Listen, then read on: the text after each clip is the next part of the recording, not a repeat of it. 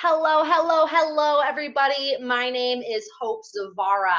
I want to thank you so much for tuning into this summit. Be whole, be free. I love it. I hope that this is bringing you one step at a time closer to living just that, whole and free. I'm excited to be here today because I am talking about the 3 B's.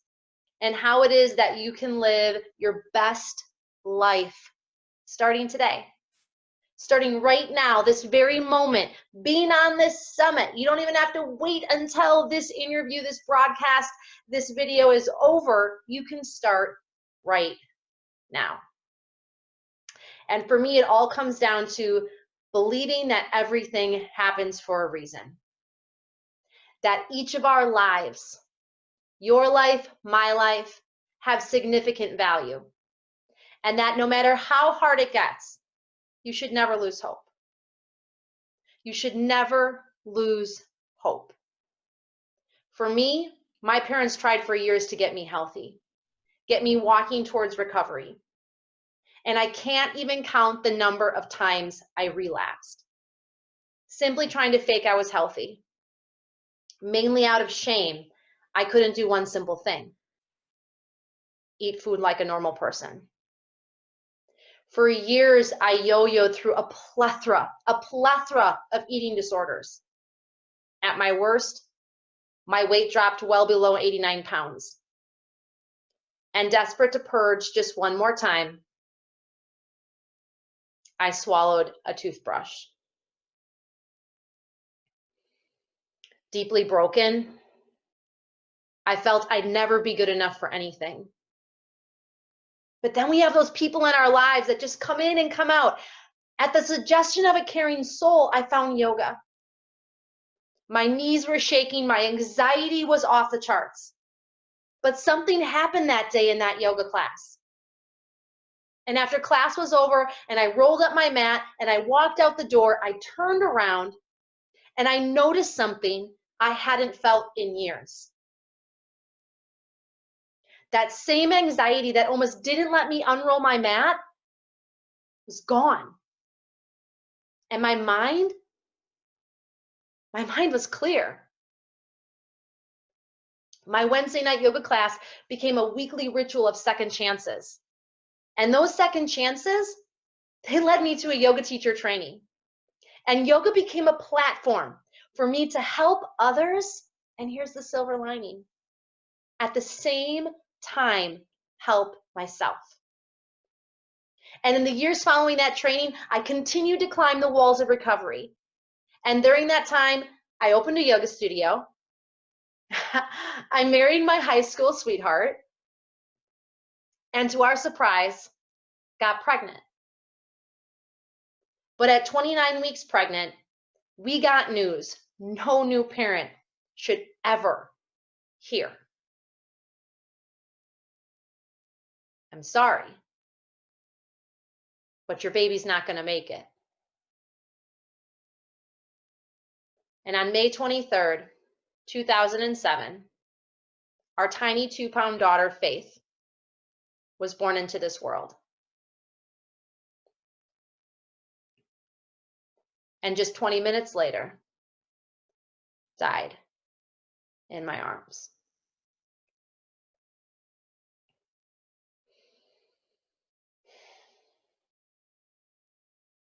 No words can describe what I felt that day. And I thought to myself, why, God, what did I ever do to deserve this? But I took my grief to the mat. And it was there that I realized that through death, I was given the opportunity for life. I believe my daughter did a brave thing and gave me the push I needed to forge on fully into recovery, and the motivation to heal my body, and the tools to help myself and others. See, I only teach others what I have tried and practiced myself and found to be successful. And that is why I am dedicated to helping others purposefully excel through what I call the hope process. It's through this process that I help willing individuals learn to live in their bodies following the 3 B's: breath, body, belief. The breath is the first thing that you're given in this life and the last to be taken away. Most people wait until their last breath to look back at their life and say, I wish I would have taken more advantage of what was in front of me. Don't wait until that last breath. The average person breathes with less than 18% of their lung capacity. I call that clavicle breathing. It's no wonder that so much of this world, so many people in our culture, so many people in the United States have anxiety, depression, shortness of breath. They feel lightheaded. They have asthma. I could go on and on and on and on and on. And the lungs are such an important part of the body, just systematically. But that's for another summit. But how many times a day do you actually recognize that you're breathing? See, when I first started yoga, I did not realize that I didn't even know I was breathing. I was holding my breath most of the day. And then I started practicing yoga and started teaching yoga and started bringing yoga into my life. And I would catch myself constantly. There you go, Hope, holding your breath. It was no wonder I had so much anxiety. It was no wonder I was so stressed and so edgy. I wasn't utilizing this amazing tool called breathing. And guess what? It's free. That's right. It's free. No strings attached, no prescription needed, no doctor visit, no trudging out in the snow, sleet, rain, whatever it is. All you have to do is stop and tap into it. That's it. That is it. It is available to you all the time. And when I work with people, this is one of the first things that we focus on. We often want to do all the fancy moves and headstands and wear the cute leggings and do all this stuff. But if we're not connected to our breath, we're going to eventually hit that roadblock. And we can't figure out why we can't get through it. And it's the fact that we're not paying attention to this one simple yet vital aspect of life, and that's breathing. So I want to teach you a breathing practice that I work with personally every single day, and I teach all of my students, and it's called deep abdominal breathing. And before we do that, let's just tap in to see what our breath actually feels like, what our breath actually offers us as an experience for life. So if you're watching this on a phone, you're going to have to put the phone down. And I want you to sit nice and tall, or if you're standing, stand nice and tall and place your feet flat on the floor. Maybe if you have the opportunity to lay down, you can lay down. And place one hand on your belly and one hand on your chest. Now close your eyes. I'm going to do it with you. Close your eyes.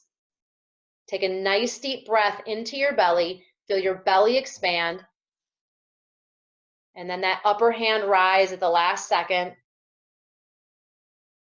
And as you exhale, try not to be like a popped balloon, but exhale, work to let all the air out.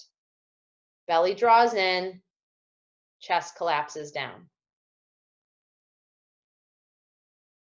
Now, you can open your eyes for a moment. I want you to reflect on how that breath felt.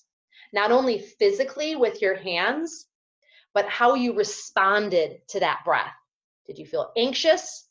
Did you feel crawly in your skin? For a lot of people, and this was me when I first started, I was pushing my belly out when I should have been pulling it in. So the inhale, you deflate. The exhale, or sorry, the inhale, you expand. The exhale, you deflate. My bad. I'm trying to think like it's mirror image, and it doesn't really matter on this virtual summit. You can tell I've been teaching for too many years. So think about what is your limitation with your breathing. Okay, I'm gonna get my timer out. Okay, I'm gonna get my timer out.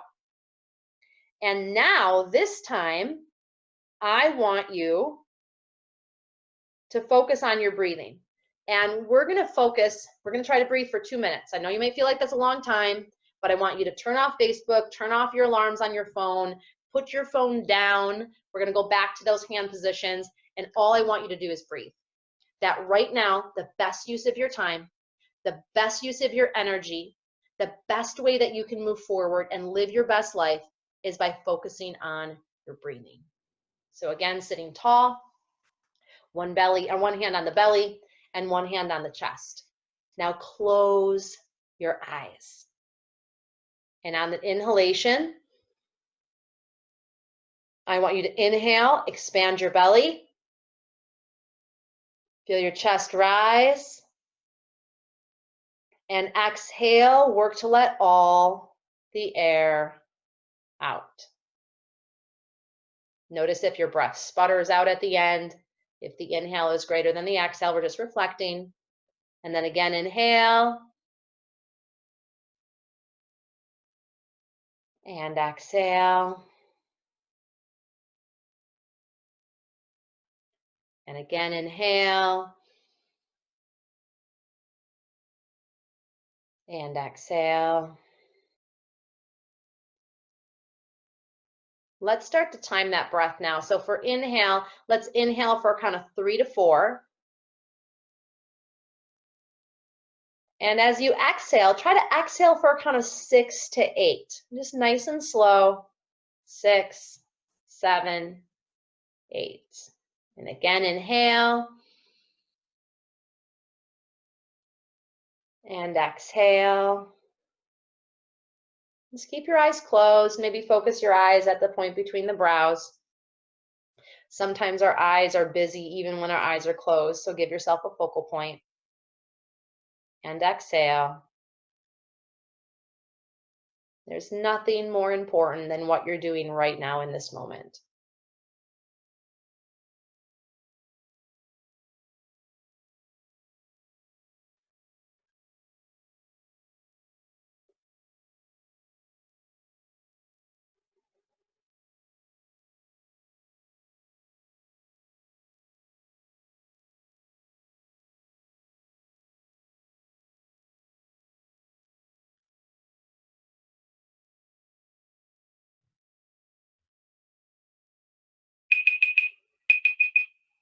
That was my timer. So finish your last part of your exhalation and work to let all the air out. How is that feeling? It's normal to feel a little dizzy. It's normal to sometimes feel a little lightheaded. That does get better. That does equal out. For many of us, we don't even realize it, but we're living oxygen deprived. So our brain is living with such a tiny little bit of oxygen getting to it that we don't even recognize that there's a better way to function. So that mental fog, that mental clarity that you're looking for, that kind of like, oh, what was I doing? That dizziness, maybe you just need a little bit more oxygen in your life, and it's free. So good news, it's free.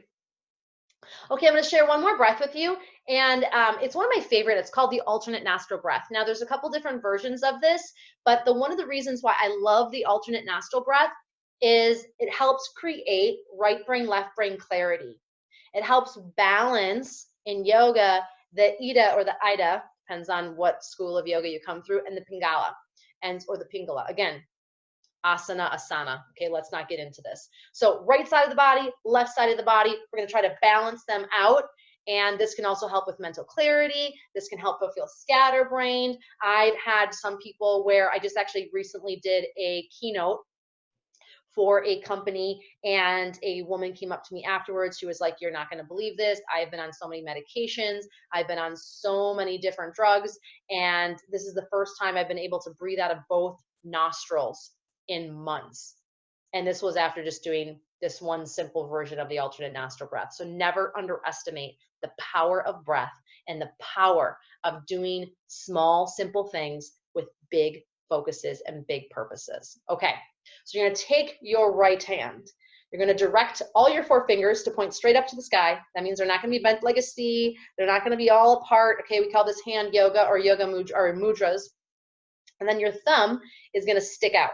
Okay, now I'm going to set my timer again. That way we do things equally on both sides.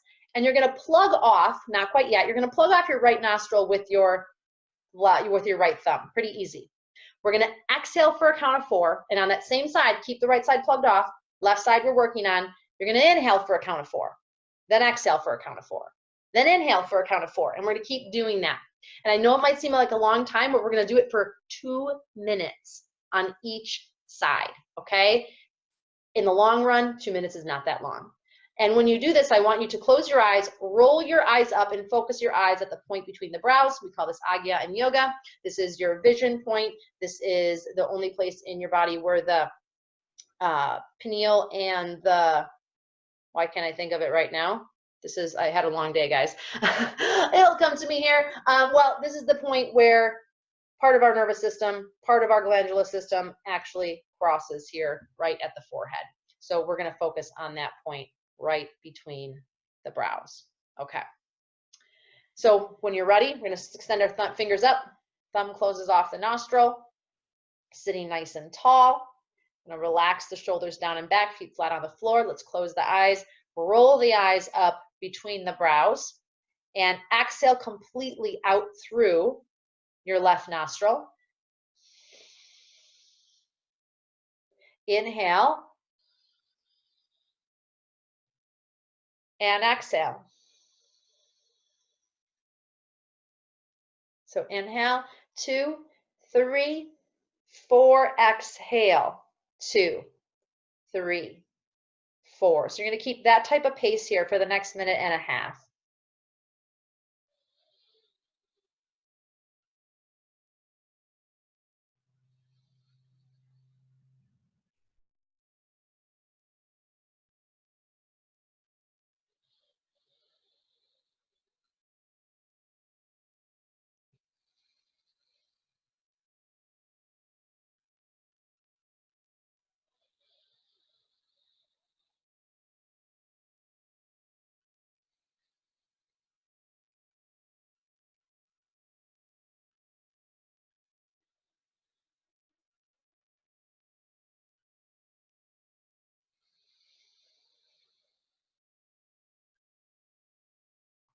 And if your mind happens to get distracted or maybe even agitated and your brain goes, stop it, don't do it, stay stuck, I want you to do it anyway.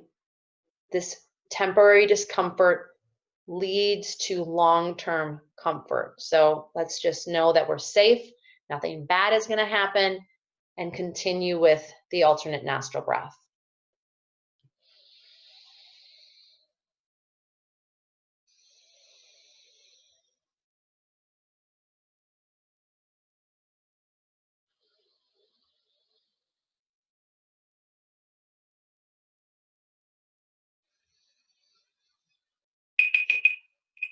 Scared me. So exhale completely. We're going to switch sides.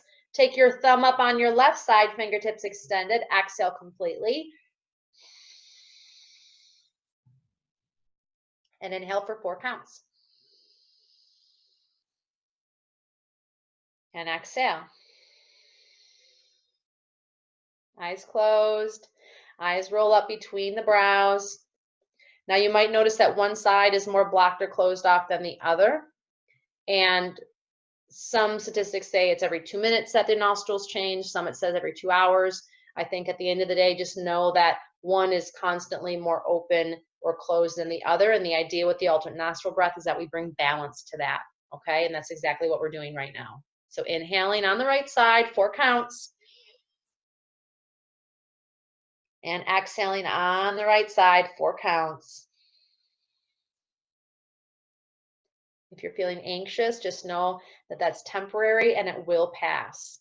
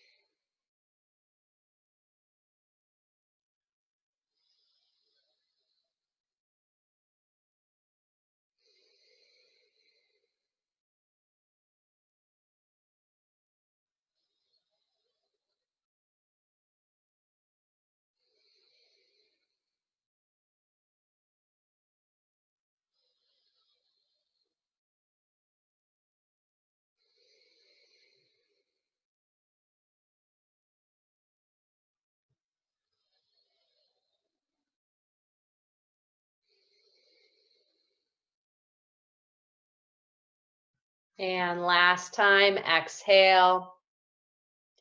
And now let's open the eyes if you'd like to. Let's take 3 breaths together through both nostrils. Inhale and exhale. Inhale. Exhale. Last time, inhale and exhale. How do you feel? I just feel light and calm and clear, and maybe you have to blow your nose, and so feel free to do that. I can't tell, so pick your nose if you even have to. But can you see yourself incorporating these breaths into your everyday life? How would your life look differently if you utilize these types of breaths when you found yourself anxious, when you found yourself a little depressed, when you found yourself a little mentally foggy? Could you visualize yourself incorporating this into your life? Maybe you start your day with alternate nostril breath and then a little neti pot. Great way to work. But think about where you can implement this into your day. Okay, so we talked about the first B, which is the breath. And now the second B, which is body. And the body is the soul's last attempt to get us to listen. For me, it wasn't about the poses, it was about what the poses made me feel. They made me feel my body. They made me feel life again. And I had spent most of my life trying not to feel. That's often what addicts try to do. They're trying to numb themselves from the discomfort or the pain that life is currently offering them, or that the way that we think life is offering us. And so yoga became this vehicle for me to learn how to step back into my body again, to learn how to live in my skin, to learn how to integrate myself back into life. And I'm so grateful for that. And so when I approach yoga, I'm not approaching yoga like a lot of other teachers are, where it's like, come in here, I'm going to teach you this flow, I memorized this routine, we're going to do all these things, you're going to feel great, see you tomorrow, or see you next week. My goal for you is that you can find ways, you can see the dots, you can connect the dots between your practice and life and start to make small changes. So when I approach yoga, when I approach the postures, I'm looking at the postures that we're doing going, okay, where is it that I can insert this into my everyday life? How does this actually help me live a higher quality life? How does this actually help me honor and treat my body with respect? How does this actually help me learn to love the skin I'm in again? And so the yoga that I know helps me do that. And so I want to share some of those things with you right now. So the first thing is one of my favorites. It's called nerve glides. So many of us carry stress and tension through our neck and shoulders. And before we know it, it's this pain in our neck. We're calling everything in life this pain in our neck. We're attracting all the things that are creating pain in our neck because this is all we're thinking about. So I want to encourage you, as I show you this stretch and you do this along with me, pinky promise, you're going to do this along with me, that you're really feeling in the moment the sensations that are there. And maybe what you're feeling is tension. So I want to encourage you that when you feel sensations, as we do a couple of these moves, and your brain goes, oh, that's pain, recognize that it's sensation. It's just sensation. And so when we can kind of recategorize what we're experiencing, because if it's not pleasure, we call pretty much anything that's not pleasure pain. But not everything that's not pleasure is pain. So when you feel tension in your neck, just know that it's just different sensation. And if we can recategorize that in the brain stops looking at those types of things as bad. And it starts looking at the things that you're trying to do as good, as opportunity, as non-intimidating or non-threatening. So there's other pieces to doing these postures, to doing these movements, to doing these stretches. And I want you to change your mindset, or have a mind shift. I like mind shift better, so that you can really incorporate these into your life and enjoy these. Okay, so first things first, we're going to sit nice and tall, relax your shoulders, and your head is going to go to the left. So it's my right, your left. So you're going to tip your head to the side, and you can see this is tight for me. I was traveling just recently. And so I'm going to take my fingertips and place it over on the right side of the head. I'm just going to draw down.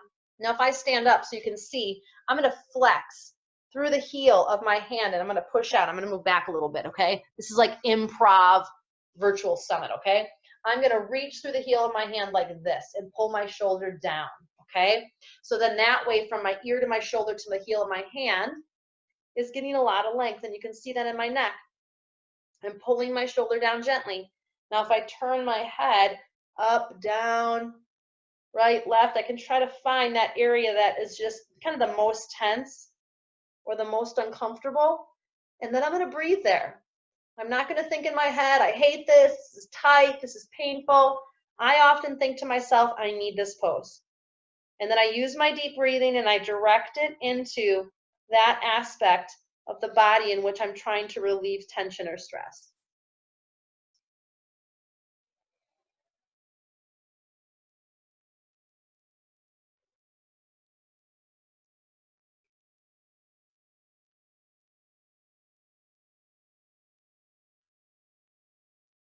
And then from there, hands to the knees, roll your chin to your chest, and then roll it up and over to the opposite side. Relax your shoulders down and back. This side's a little tighter for me. I'm going to lengthen the side of the neck. I'm so happy I'm doing this because I so need this today. Thank you. And I'm going to find that point on the side of my neck that's just right. And I'm going to hold that.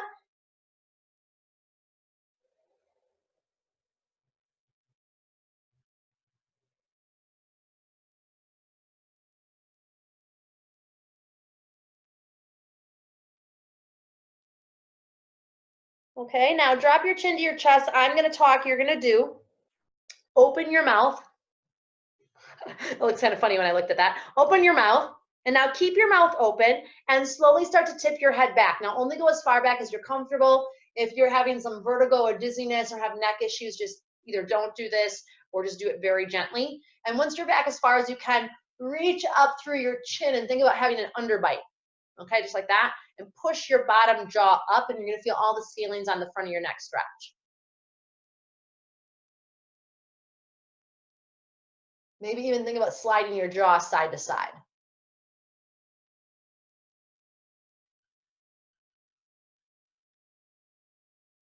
And then slowly bring your head back to center, chin to the chest. Interlace the fingers at the base of the skull, and now press down on the back of your head. Relax your shoulders down, and maybe even a little tip right or left. Try to find the side of the neck that has the most tension. So nice deep breath in and nice deep breath out.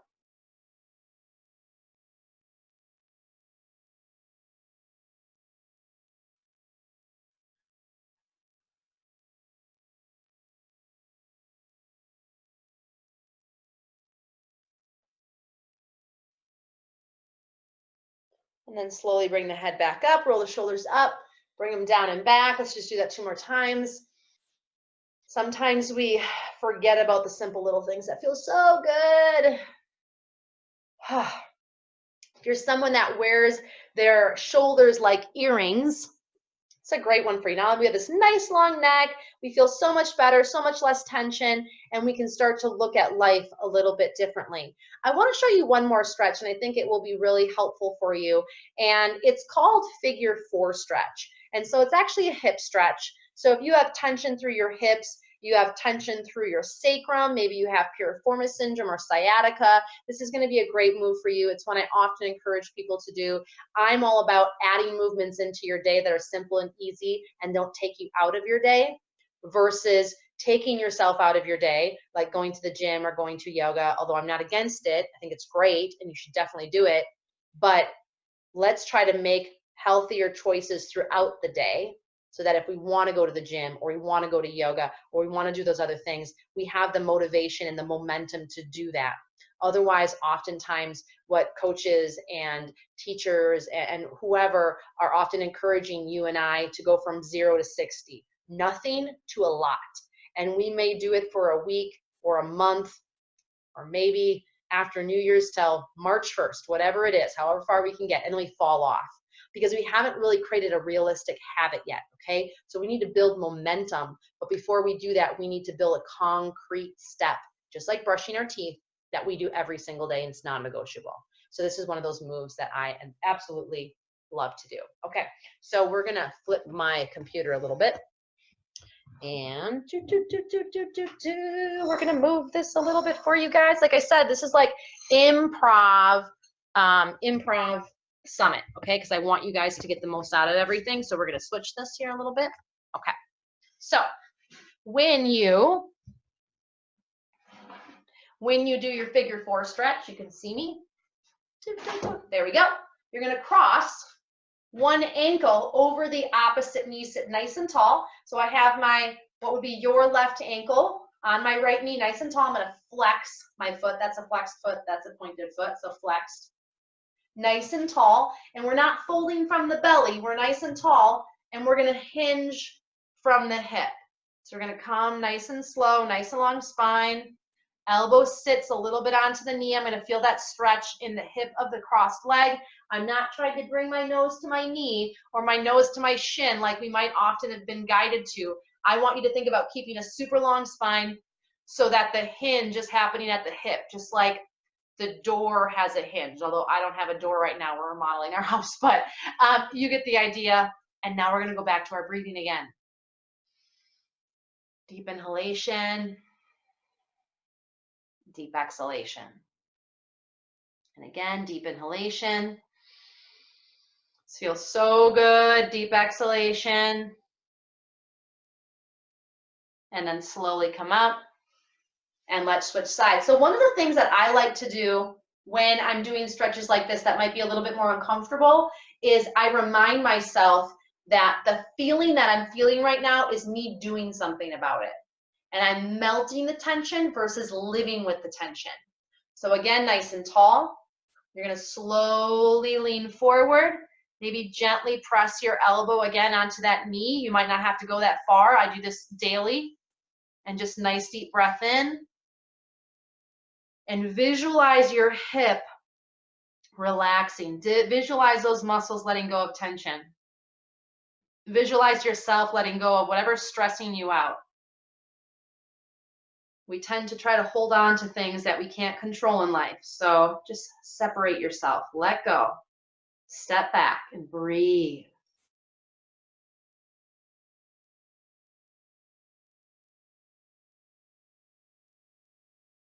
And then slowly bring yourself back up again. So you by all means could hold the stretch, hold the side. That's a little bit more tension filled, okay? You could do that. And you could also just do this even 2 or 3 times and as many times a day as you want. So I just definitely, this is one of my go-to stretches. I teach this whenever I go into corporate. I teach this to my yoga students. I teach this to my truckers. I own a business called Mother Trucker Yoga. This is something that I work with everybody. This is a stretch everybody can do. Okay. And if you feel like you have knee problems, or maybe you have reasons why you can't get your ankle up on your knee, then reach out to me. Okay. Reach out to me, info@hopezvara.com, and I will send you alternatives beyond that figure 4 stretch. So I want you to be successful. Okay. Last one here I'm going to teach you is about the wrists. So whether you're driving, okay, 80% of injuries or workplace injuries are repetitive strain injuries. Remember, you're doing the same thing over and over and over again. I work with dentists and hairdressers. Those are a lot of my students. And what are they doing? Holding their wrist at a certain height inside someone's mouth. And then all of a sudden they have carpal tunnel issues. All of a sudden they have tension issues. All of a sudden they have trigger finger. All of a sudden they have tennis elbow, okay? So this is one thing that you're gonna love that's gonna help reduce a lot of that pain and discomfort and inflammation. Okay, inflammation in the carpal tunnel, inflammation around the joints so that you can live happy and healthy and live your best life. Okay, so first things, you're gonna flex your hands. So if I go sideways, I'm gonna flex like this. I'm gonna keep my arm nice and long, folded the elbow facing up, not in. Relax my shoulder down, and I'm gonna take my other hand, I'm gonna take the thumb with, and I'm gonna pull back gently on the top of my palm and fingertips and reach out through the heel of the hand. So I look like this, okay? Relax your shoulders down and back. Nice deep breath in. A nice deep breath out. This might be a good time for you to think about how many times a day do I do extension with my wrist? This is flexion. This is extension. And so you might notice your finger is trying to curl right now and your body trying to shove tension everywhere else. And I want you just to try to not let that happen. And now take that hand and turn the top of the hand forward, fingertips down, relax your shoulder. Again, fold the elbow up, not in, and pull back on the top of the wrist, not the fingers. Pull back on the top of the wrist like you're Spider-Man. Nice deep breath in and nice deep breath out. This might travel all the way up your forearm. If you do keyboard, okay, extension like this, keyboard, you're going to be agitated here, flexion, steering wheel, curling iron, scissors, hammer, then you're going to definitely feel this one. And so relax the shoulder down and back. Again, I'm all about easy things that you can implement into your life to reduce that pain and discomfort that you have throughout the day. Because those are often things that are debilitating. It's not debilitating the fact that we can't do headstand. It's not debilitating the fact that we can't do tree pose. It's not debilitating the fact that we can't run a marathon. Although those are good goals, most of us just want to live pain-free and live happy and healthy and love the body that we're in and be able to do the things that we enjoy. That's my goal for you. So now we're going to do the other side. Palm flexes, relax the shoulder, folded the elbow face up. We're not pulling back on only the fingertips. We're taking the thumb with too. So we look like this. I'll turn sideways. It's kind of weird with my palm facing you. Nice deep breath in and nice deep breath out. This might radiate up the palm or up the forearm. You're doing great.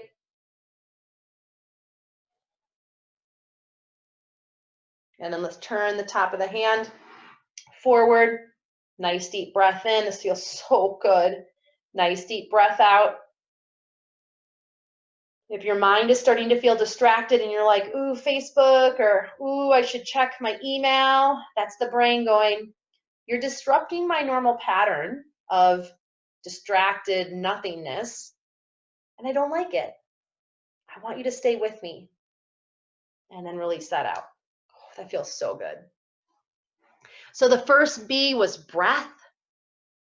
The second B is the body. And the third B is belief.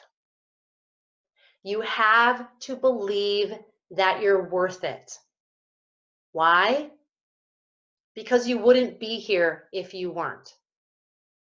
See, for me, I realized looking back at my life that I didn't believe in myself. And there are many people out there teaching you about mindset, teaching you about belief. And I'm not talking about a belief in a higher power or God or the Holy Spirit or the universe, whatever it is. That's not what I'm talking about. I'm talking about what your core beliefs are. This is not value your family or value your health or value whatever. This is what you actually tell yourself. And I'm going to be really honest with you. I didn't realize until just about a year or so ago that my core belief, one of my core beliefs, was still stuck inside of me. And that was actually inhibiting my success in my personal and professional life. That was actually inhibiting my happiness in my personal and professional life. My core beliefs internally for most of my life was I believed that I was ugly, fat, stupid, a nobody, worthless, unworthy. Do any of those resonate with you?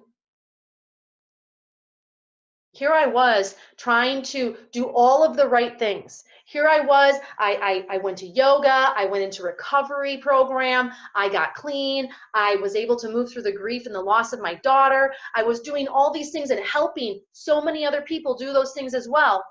And I hadn't realized that I didn't go deep enough into my own self and realize that I still, it's almost going to make me emotional, didn't believe that I was worthy. And see, what happens, and what other people don't often teach you, is what happens is if you don't actually believe that you are worthy of whatever it is that you want or desire in the life, you actually put a blocker up. Now, here's what happened to me. I, on the surface, believed I was worthy. I did my affirmations that I believed I was worthy. I did all the right stuff on a daily basis to imply that I thought I was worthy. But deep, deep, deep down, I didn't believe it. There was still a lot of shame. There was still a lot of guilt. There was still a lot of disbelief that other people valued me and valued what I had to say and valued my knowledge and valued my life experiences. I still did not believe that at the core of my being. And I can't tell you the number of people that I have worked with that have come to me via email, Facebook Messenger, text message, through a friend, through my yoga studio, through teaching all over the United States, that have come to me and said, Hope, how did you do what you did? How did you go from addiction and the depths, just such rock bottom, and made it through that, and then made it through the loss of your daughter, and was able to start your own business and was able to do all of these things? Like, how did you do that? How did you do that? Because they were feeling so unworthy. And I think one of the things that sets me apart from so many other people is I believed that there was a purpose for me. Even at the depths of my addiction, I believe there was a purpose for me. And when I lost my daughter, I still believe there was a purpose for me. But through that all, still there was a conflict because I didn't believe that I was worthy of that purpose. And so that's why I would always get so close, and then it would kind of crumble, and get so close and then it would crumble. And I was starting to realize other people were struggling with that too. And so I want to share this insight with you. What are your core beliefs? Write them down. Write them down. I want to encourage you. Write down, be honest with yourself right now, whether you have to text them into your phone or write them down. What are your core beliefs? Mine were I was ugly, fat, stupid, and nobody liked me, and I was unworthy. Okay, write those down. And I want you to see them in your own handwriting, or if you have to type them, I want you to see them on your phone. And I want you to tell yourself that that's not you. That today, right now, in this moment, that you choose more for yourself. And recognize that you may wake up every day and not totally believe it, but you have to keep telling yourself every single day and keep going into that place and weeding that out. That's what I had to do with this unworthy belief. I had to weed it out. And now I want you to replace those with positive, motivating, focus-driven, forward-moving core beliefs, core values. And again, this is not your core values of I value family and my health and my job and my spouse and my faith. That's not what I'm saying. Those are for a different day. But what core beliefs do you hold value to that are about you? That you are worthy, that you are beautiful, that you are powerful, that you are smart, that you are talented, that you are enough. You are more than enough. That you have value to share with the world. What are those core beliefs? And I want you to write them down. I want you to write them down, and I want you to put them on your wall. Yes, that's homework. I want you to put them on your wall and look at them every single day. Say them to yourself every single day. That you are enough. Just a few weekends ago, I co-led a women's retreat, and this was one of the things that we talked about affirmations, but not just any affirmation, not just I want to have more money, but affirmations that actually change you deep inside. Deep inside. And you have to make a choice to do those. I encouraged all those women at that retreat that they had to leave there making a choice, making a decision, that they were going to go home the same way that they came, or they were going to make the decision to make a change and do some of the hard stuff that actually in all reality isn't that hard. But we make it difficult because there's a part of our brain that's like, stay stuck, stay safe, don't do anything new or different.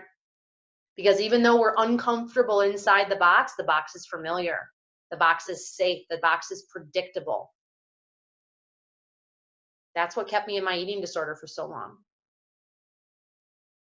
That's what kept One of my students, John, and his addiction for so long, and Leanne, one of my students and her addiction for so long, and an unhealthy marriage for so long, because it was safe and it was predictable and it was familiar, even though it was painful and uncomfortable and hurtful.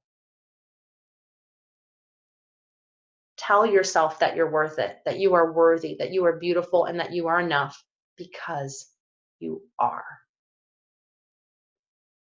For me, it was breath by breath, pose by pose, moment by moment, that my self-hate turned into self-confidence, trust, and belief. And now I have the honor and privilege of helping thousands and thousands of people all over the world do the same. You deserve to live your best life. You deserve to love the body that you're in. And you deserve to share those gifts with the world without hesitation. Today, I have 3 beautiful children and 1 guardian angel watching over us at every turn. Steve Jobs says that the only way to connect your dots is by looking back. And today, I see why my dots lined up as they did. And I want you to remember that there is purpose in all of your dots, and that no matter how hard life gets, you should never lose hope.